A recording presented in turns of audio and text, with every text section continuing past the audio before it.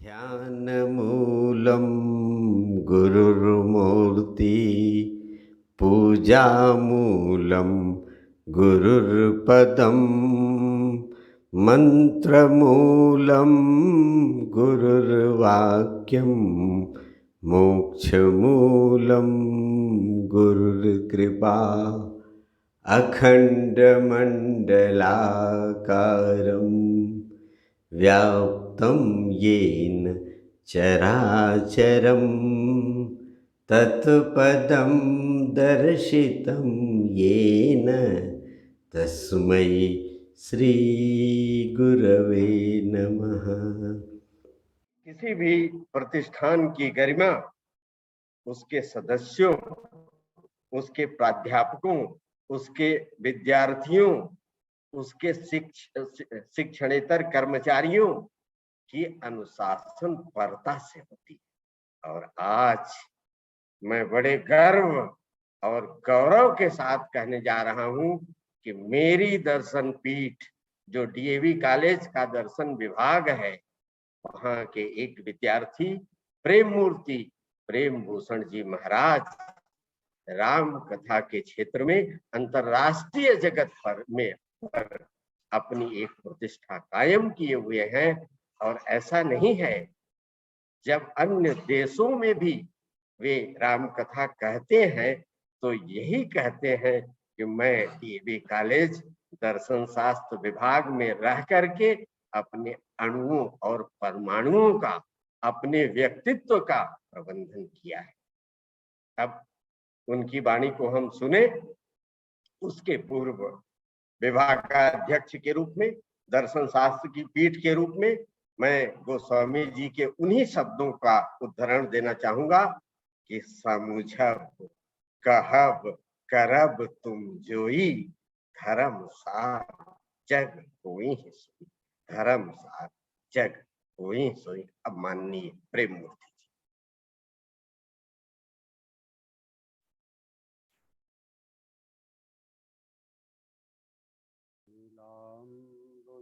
श्यामलकोमलांगं Sita समारोपितवामभाग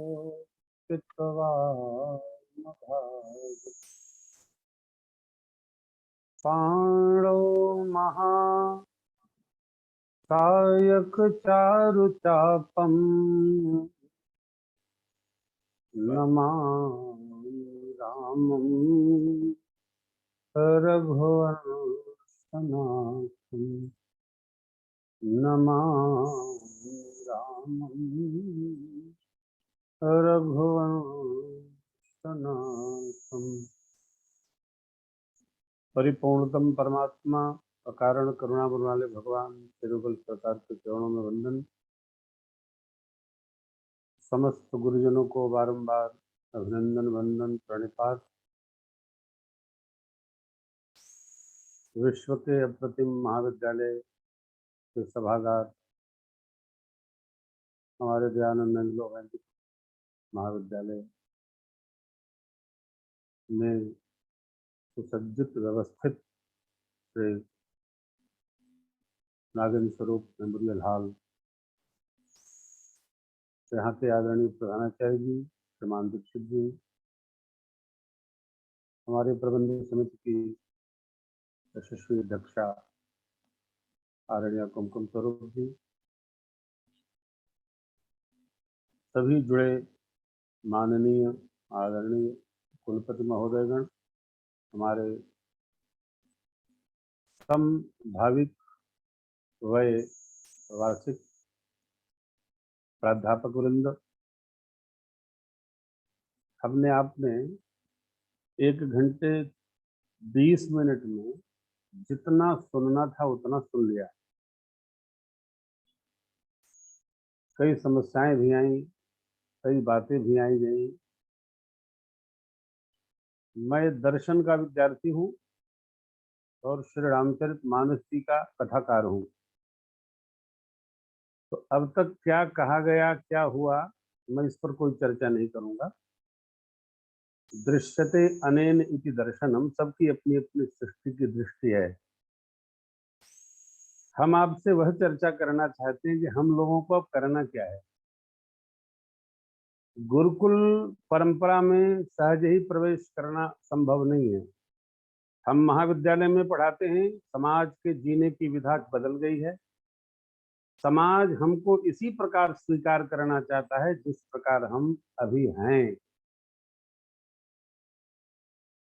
lecturer को, professor को, vice chancellor को आज का समाज धोती कुर्ता में देखना नहीं चाहता। वो सूट बूट में अपने प्रोफेसर को पसंद करता है। विद्यार्थी भी अपने जीवन को अपने प्रोफेसर के अनुसार जीना नहीं चाहता, उसकी अपने जीने की विधा है। मैं आज भक्त बन करके संवाद नहीं करूंगा। मैं इस वेबिनार में मैं अपने परमात्मा श्री राम की चर्चा नहीं करूंगा, मर्यादा पुरुष उत्तम राम की चर्चा करूंगा कि ये दर्शन का कैसा विशेष भाव है। विषय है व्यक्तित्व प्रबंधन में गुरु शिष्य परंपरा का योगदान कितना है। अपने राम जी जब श्री रामचरितमानस जी का अध्ययन किए तो एमए पास कर चुके थे। मैंने कभी अध्ययन किया नहीं। मानस जी के अध्ययन में मैंने ये निकाला कि राम जी में ऐसा कौन सा गुण है कि समाज त्रेता से लेकर द्वापर और कलयुग में भी राम जी को सुनना चाहता है, राम जी को जीना चाहता है, राम जी भरत जी के भ्रातृत्व में अपने को उतारना चाहता है। प्रारंभ से लेकर और अंत तक तो नहीं, लेकिन अधिकतम 15 मिनट में राजा राम जी के शिक्षक राम से और वनवासी स्वरूप के राम तक हम आपके साथ संवाद करते हैं। हमारे यशस्वी प्रधानाचार्य श्रीमान दीक्षित जी ने चंद्रगुप्त चाणक्य की चर्चा करी ही दी थी। सदगुरु का ये सहज कर्तव्य है कि अपनी चेतना के शिष्य का तलाश करके, ढूंढ करके और उसमें वह सामग्री उतार दे जो समाज के हित में, राष्ट्र के हित में, धर्म के हित में, व्यवहार के हित में सदगुरु जानता है, सोचता है। उसकी परिकल्पना उस शिष्य में स्फुरित होनी चाहिए। यह सदगुरु का अपना सहज भाव है। वो चाहे लेक्चरर हो, चाहे प्रोफेसर हो, चाहे मास्टर हो, चाहे हेडमास्टर हो, चाहे जो हो, अथवा आध्यात्मिक जगत का गुरु हो। स्वामी रामकृष्ण देव ने स्वामी विवेकानंद में वो उतार दिया। वक्तृता न होते हुए भी अपनी पूरी तपश्चर्या अंगुष्ठ के स्पर्श मात्र से स्वामी जी ने उतारा है। जब जगत गुरु स्वामी रामकृष्ण देव ने उतारा है, जब विश्वगुरु स्वामी रामकृष्ण देव ने उतारा है, जब तो नरेंद्र में विवेक जगा और नरेंद्र विवेकानंद सरस्वती हो गए। हम यह दर्शन करें कि मेरे राम जी का ऐसा कौन सा स्वरूप सदगुरुओं ने उतारा उनमें कि मेरे राम जी तब भी थे, त्रेता में भी, द्वापर में भी, और आज ये 2 युगों के बाद कलिकाल में भी चर्चा है। हम जब कथा करते हैं तो 100 से लेकर और 50,000 लोग बैठे सुनते हैं। ये तो सामने रहते हैं, शेष ऑनलाइन सुनते हैं। राम जी में क्या है जो सुनने लायक, समझने लायक और जीने लायक है? कुछ तो होगा। दर्शन करें आप। मानस की पंक्तियां बड़ी मधुर है। भये कुमार जब ही सब भ्राता, दीन ही जने वो गुरु माता। राम जी का यज्ञोपवीत संस्कार संपन्न हुआ। यज्ञोपवीत अनिवार्य सबको क्यों है? यज्ञ से उपवीत तंतु को धारण करने के बाद हमारी प्रज्ञा जागृत होती है। कब? जब हम शिखाबंधन करते हैं तो प्रज्ञा जागरण करके शरीर में संरक्षित रहती है। फिर जब हम ध्यान करते हैं भाव से तो हम विद्या तो अध्ययन करते हैं, लेकिन अंदर जो बैठी विद्या देवी हैं वो हमको असत और सत का बोध करा करके जीवंतता प्रदान करती हैं। अब यज्ञोपवीत के पश्चात मेरे राम जी गुरुदेव भगवान वशिष्ठ जी के पावन आश्रम में भाइयों के साथ अध्ययन करने गए। सदगुरु ने ऐसा प्रकाशित किया, ऐसा संस्कार प्रकाशित किया कि परमात्मा को पढ़ना नहीं पड़ा। चौपाई का दर्शन करिए। गुरु गृह गए पढ़न रघुराई, अलप काल विद्या सब आई। पढ़ना नहीं पड़ा, विद्या स्वतः आकर के वर्ण कर ली। क्यों? जब सदगुरु का मार्गदर्शन होता है, सदगुरु हमारे अंदर बैठे अंधकार को प्रकाशित कर देता है। क्योंकि देखिए, अंधकार का अस्तित्व नहीं है। दर्शन के सभी लोग, कोई प्राध्यापक है, कोई सम्मानित प्रधानाचार्य है, कोई चिंतक है, अंधकार का अस्तित्व होता ही नहीं है। दर्शन स्पष्ट जानता है, अस्तित्व तो प्रकाश का ही है। प्रकाश की अनुपस्थिति का नाम है अंधकार। जब प्रकाश आ गया, अंधकार समाप्त हुआ। गुरु वशिष्ठ भगवान ने मेरे राम जी में इस प्रकार के संस्कार उड़ेले कि वो अध्ययन तो क्या किए, जितना श्रुत में आवे, कर्णपुटों में आवे, उतना सहज ही प्रवेश करता गया। एक मेरे राम जी के 3 गुरुदेव भगवान हैं। एक शिक्षा गुरु वशिष्ठ भगवान, दीक्षा गुरु विश्वामित्र जी महाराज, और आध्यात्मिक गुरु गुरुदेव अगस्त्य ऋषि जी महाराज। अब आप कहेंगे, एक ही व्यक्ति के इतने गुरु? हाँ, प्रारंभिक शिक्षा गुरु वशिष्ठ भगवान ने दिया, जिस विद्या संस्कार की उनको आवश्यकता थी। राम जी को राज संभालना है, अखंड भूमंडल का राजा बनना है, इसलिए आयुध सर्व समर्पिके प्रभु निज आश्रम आनी, कंद मूल फल भोजन दीन भगत हित जानी। राम जी प्राप्त हो गए, चक्रवर्ती महाराज के पुत्र हैं।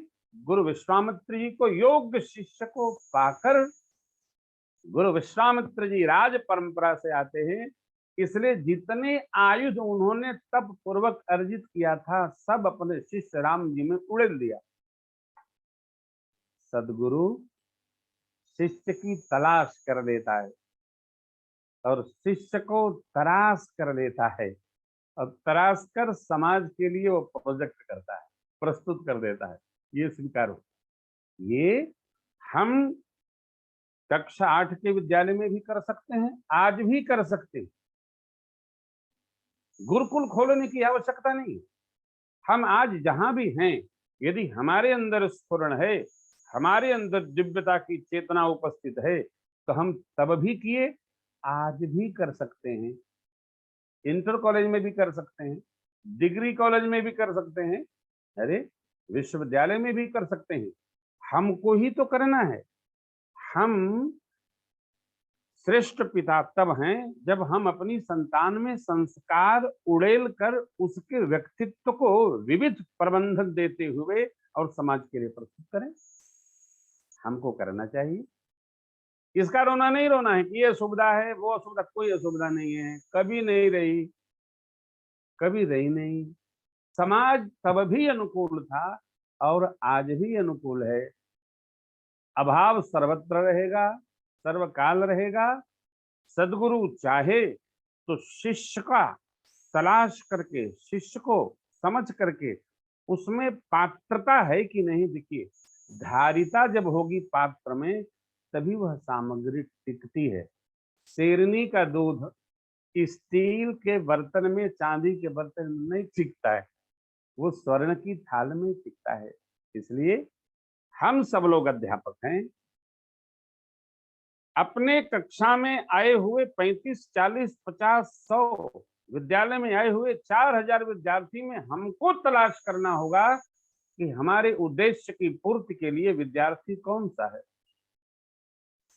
मुझे स्मरण है, कक्षा 5 से मैं चला रहा पढ़ता, दर्शन तक हमें हमारे विभाग के विभागाध्यक्ष माननीय सुहेल कुमार परमार साहब ने कहा था कि मिश्रा, तुम एक दिन महापुरुष बनेगा, तुम्हारे में चेतना है, तुम अध्ययन को खूब करो, खूब करो, खूब करो। बेटा पढ़ाई ही सब कुछ है। मेरे रोंगटे खड़े हो जाते हैं उनका स्मरण करके।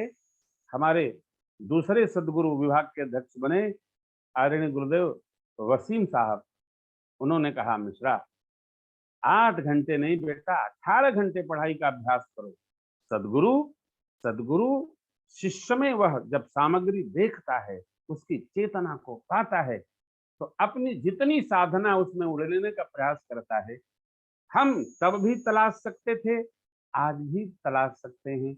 हम अपनी कमजोरी सिस्टम पर न ला दें। सिस्टम तब भी अच्छा था, आज भी अच्छा है। यहाँ पढ़ेंगे तो वैसा हो जाएंगे, वहां पढ़ेंगे तो वैसा। ऐसा नहीं, हम तो कथाओं में भी कक्षा मान करके पढ़ाते हैं। विद्यार्थी श्रोता हमारा विद्यार्थी होता है। हम अध्यापक ही कि हम लेक्चरर हैं, अपने विद्यार्थियों को जीवन जीने की कौन सी बूटी पिलाएं तो इनमें वह संस्कार, वह उत्प्रेरणा, वह जागरण उपस्थित हो।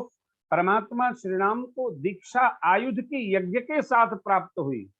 दूसरी बात, तीसरी बात, जब मेरे सरकार, मेरे राम जी, राजपुत्र राम जी, तीनों भाइयों के बड़े भाई, ज्येष्ठ भाई राम जी वन की ओर यात्रा करते हैं, तो गुरुदेव भगवान ने उनका बहुत सुंदर स्वागत किया।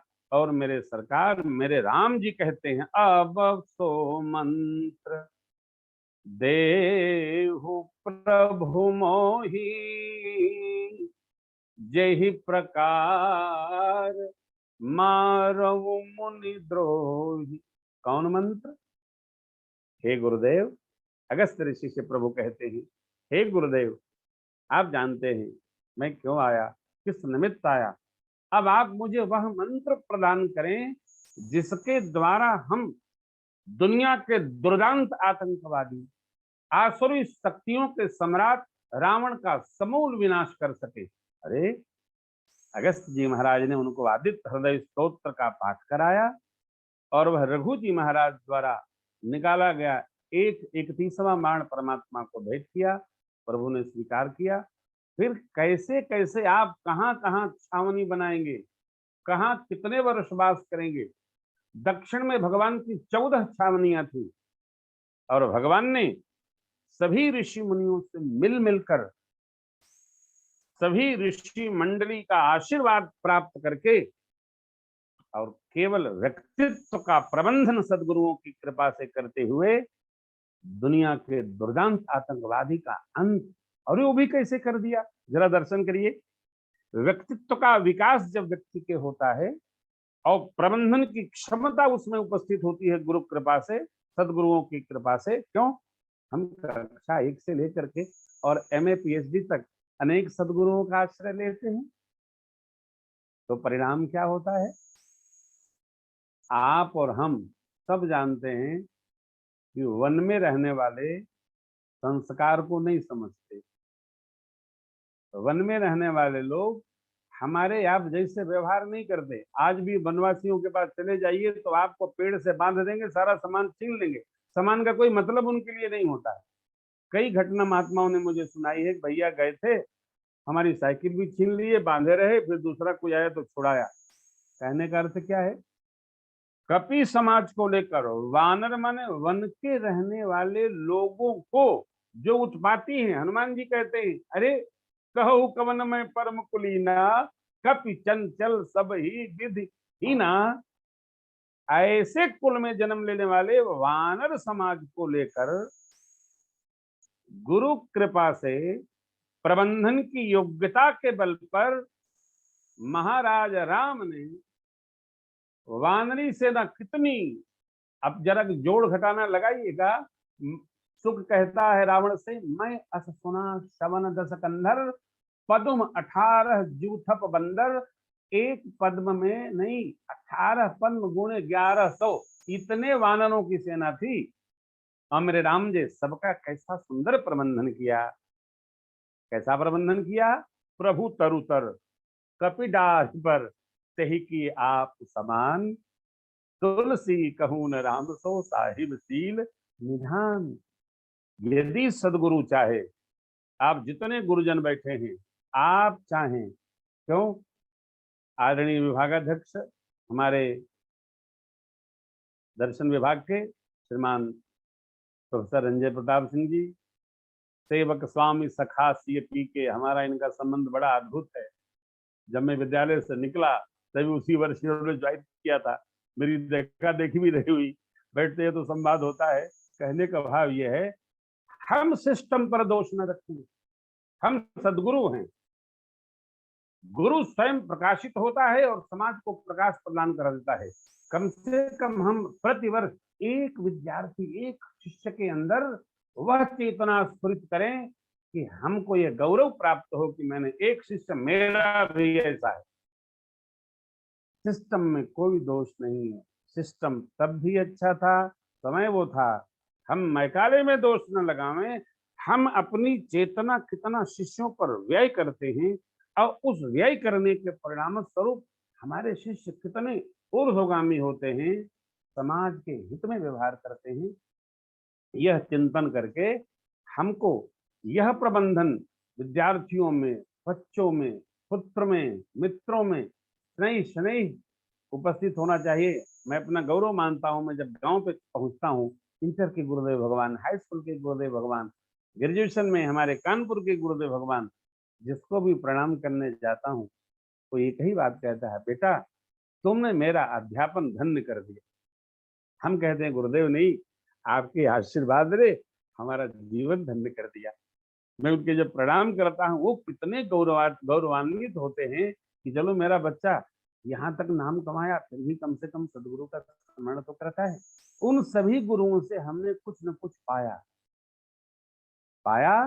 हम अपनी गुरुता से, अपनी चेतना से समाज में अधिक नहीं, एक नहीं, दो नहीं, 3 4 इस प्रकार शिष्यों में अपनी चेतना उड़ेल कर उनके व्यक्तित्व को सब प्रकार के सांचे में बनाकर और राम जैसा राजा देकर, राम जैसा पुत्र देकर, राम जैसा भाई देकर, राम जैसा सखा देकर जब जिएंगे तो हमारा अध्यापन भी सफल होगा, हमारा ये वेबिनार भी सफल होगा, हमारा आपका 2 घंटा एक साथ बैठना सफल होगा।